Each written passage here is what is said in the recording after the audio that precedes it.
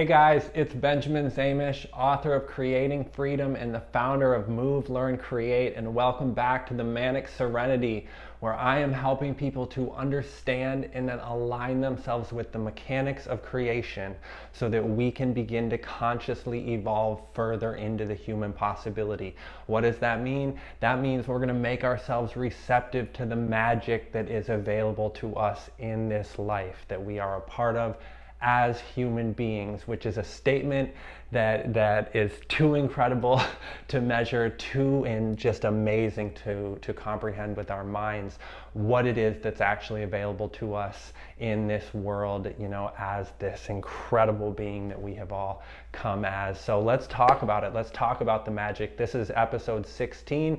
You never lost the magic. So do you ever feel like the world lost its magic, or maybe you lost your magic, or just like all the people and the places and the events that used to be so special and radiant in the world, that glistened with awe and wonder have just morphed suddenly into something so common, so banal, so boring, just kind of not worth the struggle. I remember when my best friend at the time said to me, I don't remember exactly how she worded it, but she said something like, Benjamin, don't you think that if there was a creator, if there was a God, if there was some divine hand, some unimaginable power that was crafting this reality, don't you think that they wouldn't have bothered to make something so boring? And first of all, I can't believe that such a statement like that has ever been uttered by a human being ever. But I also know that when she said it to me, I wasn't as mortified as I should have been, because the truth is that we've all kind of felt like this. Maybe, we haven't said it like that, but we've all felt like that. I know I have. I can't count the days that I've spent, looking out over the world that refuses to conform to my whims of the moment and my shallow notions, and, just bemoaned the obvious fact that the entire creation has simply lost its luster.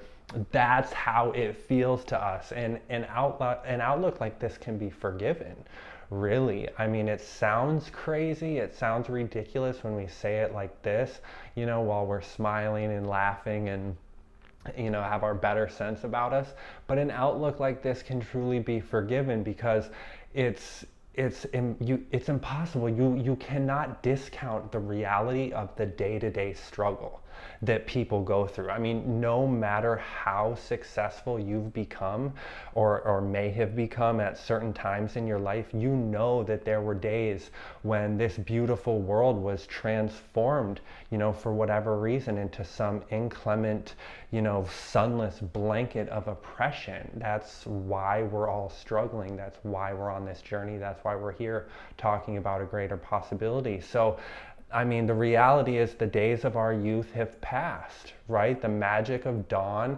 has been left behind by the ruthless wheel of time. And here we are, pursuing personal development, desperately seeking to regain a shred of that sparkle that once filled our vision. So why do we do it? Why do we strive and seek? Why do we work and optimize and gain knowledge? And what are we doing? Why are we collaborating with each other or choosing to go it alone? Why do we keep searching for something that has just so clearly left us in those moments, And the answer is because deep down, we know that the world hasn't lost a thing.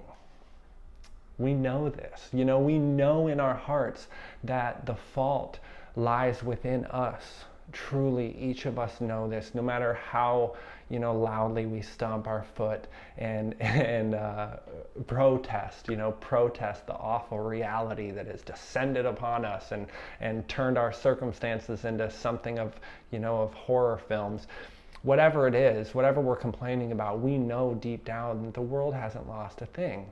And we can still hear the voice inside of us, no matter how loud the world gets, no matter how shrouded, our ears get by all the noise and all the distractions and all the things that we have to endure in what may be a very rough set of circumstances.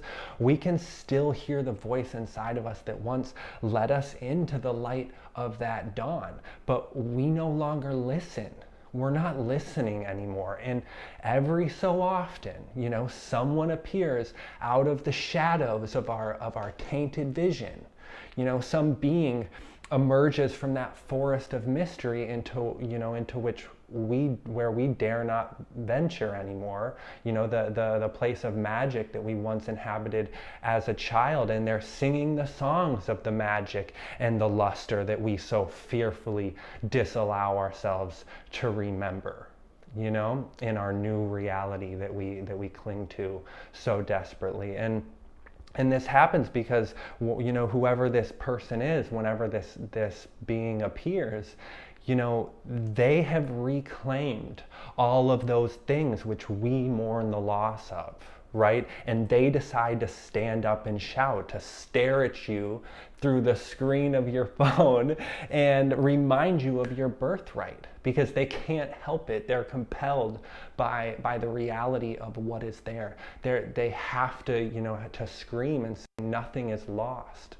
Nothing is wasted. It's all right here. Everything you want is right here. It already belongs to you, and it's impossible to stand by and not voice that incredible truth. You can't help yourself. So they arrive, they emerge, they stand up, and they tell you that the world has always been one thing and one thing only. It's the product of your own perception. The suffering in your experience is merely the manifestation, the embodiment of your own perpetual self-deception. All right, that fantastical, magical world that you beheld as a child is still thriving just behind the veil of your prejudices. The tears of joy that once cleansed your countenance are still there, but they're behind the dam of your irrational fears. The energy, the energy of youth, the incredible, endless fountain of energy that once compelled our feet to skip and our body to dance, that energy is still simmering, but its effervescence is shrouded basically by our endless judgments. The joy which once impelled your voice to sing to the heavens remains, but it is forced to linger just outside of our awareness, just outside of your cognition, smothered into obscurity by the weeds of uncertainty that you have let grow into the light over the clarity that you never nurtured. Okay, that's why you can't experience it. Your birthright of pearls has been cast before swine by the divine hand of free will, which you chose to disparage. This is the reality of what's happening. So I beg you, wake from this slumber. I pray that my words will rouse you from the dreams in which the illusion of your suffering is empowered to take form in these shadows in your mind where the light has not been shown. Okay, so I am stepping forward. I am stepping forward from the enchantment of my own spellbound wakefulness to beckon you free from the bondage of your own maledictions, your own curses upon your own reality, to call out as Lazarus, you, the entombed masses, from the grave, from this grave that has been bored into our great mother at the hand of our own unguarded words. And for he who has ears, let him hear. And for he who hears, let him say to the rest that you never lost the magic. You simply stopped creating it. Thank you guys so much. This one was a little dramatic. This really moves me. There's just no other way really to talk about these things. And you have to come at them with some level of urgency, some level of intensity. I don't know how it comes off on the other side of this thing, but for me, it's like my spirit just crying out, hear me, hear me. For he who has ears, let him hear. So, I mean, I hate to do the tough love thing, but let's be honest. If I didn't give it to you straight, you'd never respect me in the long run, and I'm not going anywhere. We're doing this all the way. So thank you so much for joining me. Make sure you subscribe to this channel if you haven't already. Definitely share this video any way that you can with anyone and everyone that may be impacted by it in a positive way. And then, of course, go over to themanicserenity.com. Check out all the free resources there that I've created for you, the practical action steps that you can take in your life to begin to make transformation a reality. Take advantage, take possession, take ownership of these tools that can destroy limitations, that can build momentum, and just